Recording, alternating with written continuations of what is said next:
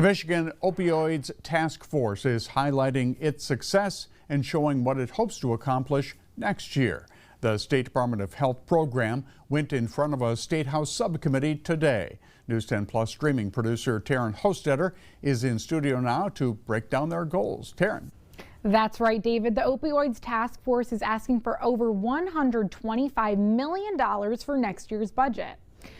The plan would divide the budget into multiple programs. The proposal would spend about $37 million on increasing prevention and harm reduction programs throughout the state and $25 million to increase access to treatment.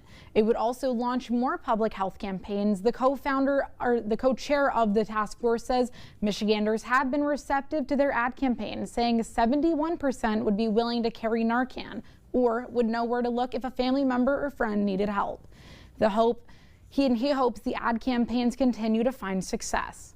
Make sure that the ads we are pushing out into the communication channels and engaging the public with are being effective. We want parents to have conversations with their kids, about the dangers associated with drug use.